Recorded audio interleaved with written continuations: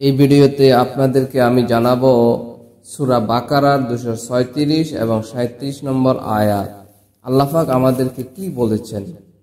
এই আয়াত দুটিতে মূল বিষয়টা হলো, কোনো লোক যদি তার স্ত্রীকে স্পর্শ করার আগেই তালাক দিতে চায় বা স্পর্শ করার আগে তালাক দিয়ে দেয়, তাহলে এই বিষয়ে তার করণীয় কি, এই বিষয়গুলা আমাদের জানা দরকার। এই আয়াতগুলো আমাদেরকে কি জানিয়েছে দেখি আমরা কোরআন থেকে। সূরা বাকারা 236 নম্বর আয়াত আল্লাহ বলতেছেন, লা জুনাহা আলাইকুম ইন তাল্লাকতুমুন নিসা মা লাম তামাসসুহুন্না আও তাফরিদুহুন্না ফারিদাতাও ওয়া মাত্তিউহুন্না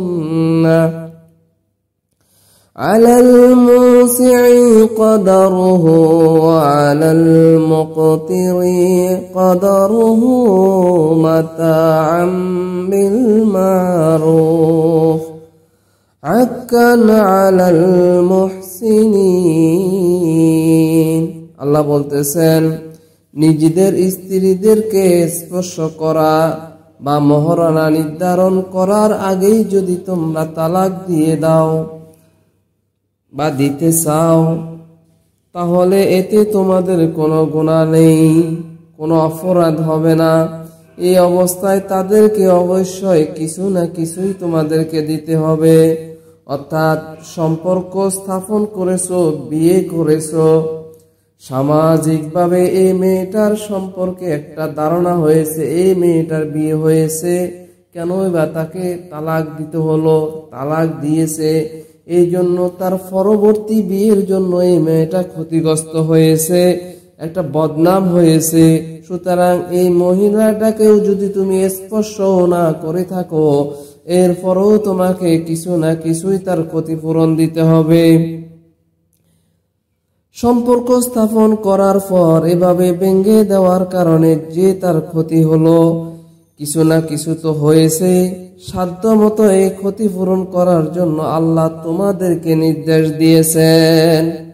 সচ্ছল ব্যক্তি তার সাধ্য মতো এবং দরিদ্র ব্যক্তি তার সংস্থান অনুযায়ী প্রচলিত পদ্ধতিতেই এর ক্ষতিপূরণ দিবে।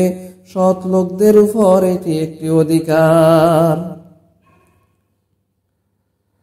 وَإِن طَلَّقْتُمُوهُنَّ مِن قَبْلِ أَن تَمَسُّوهُنَّ وَقَدْ فَرَضْتُمْ لَهُنَّ فَرِيضَةً فَنِصْفُ مَا فَرَضْتُمْ إِلَّا أَن يَعْفُونَ أَوْ يَعْفُوَ الَّذِي بِيَدِهِ عُقْدَةُ النِّكَاحِ وَأَن تَعْفُوا أَقْرَبُ لِلتَّقْوَى وَلَا تَنسَوْا الْفَضْلَ بَيْنَكُمْ إِنَّ اللَّهَ بِمَا تَعْمَلُونَ بَصِيرٌ।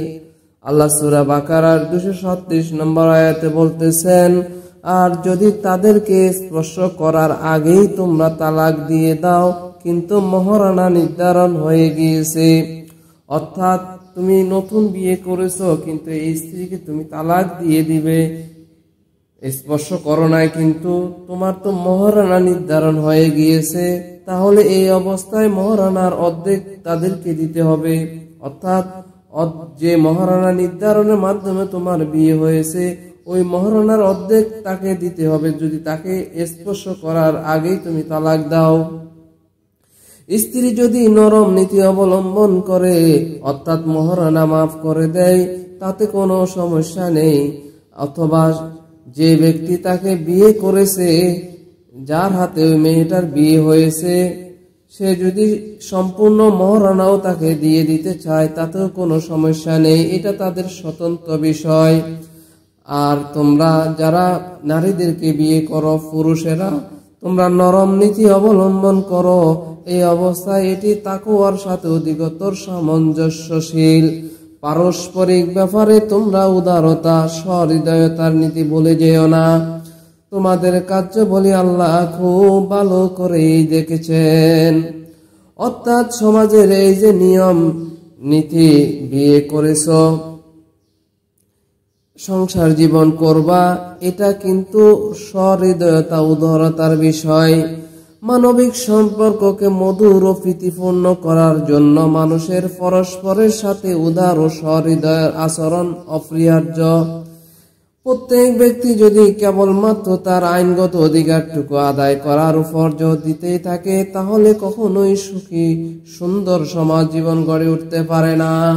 তোমার টাকা আছে, একটা মহিলার উপরে তুমি রাগান্বিত হয়েছ, এই জন্য তাকে বিয়ে করেছ, তাকে স্পর্শ করার আগেই তুমি আবার তালাক দিয়ে দিচ্ছ, টাকা আছে পরিশোধ করে দিচ্ছ। এটা দিয়ে কোনোদিন সুন্দর সুখী সমাজ ব্যবস্থা করতে পারে না। সুখী সুন্দর সমাজ ব্যবস্থা গঠন হবে তখনই যখন একে অপরের প্রতি মানবিক হবে, মানবিক আচরণ করবে, তখনই একটি সুন্দর সুখী সমাজ গড়ে উঠবে। সুতরাং এই দুটি আয়াতের দিকে আমরা লক্ষ্য করলে বুঝতে পারি, তুমি যদি কোনো কারণবশত স্ত্রীকে বিয়ে করার পরপরই স্পর্শ করার আগে তালাক দিতেই হয়, তাহলে তোমাকে করণীয় কি, কিভাবে তালাক দিতে হবে, দিলে কি করতে হবে, এই বিষয়গুলো আমরা এই দুটি আয়াত থেকে স্পষ্ট ভাষায় জানলাম। আল্লাহ পাক এই দুটি আয়াতের উপরে আমাদেরকে ঈমানের সহিত আমল করার তৌফিক দান করুন। আমিন।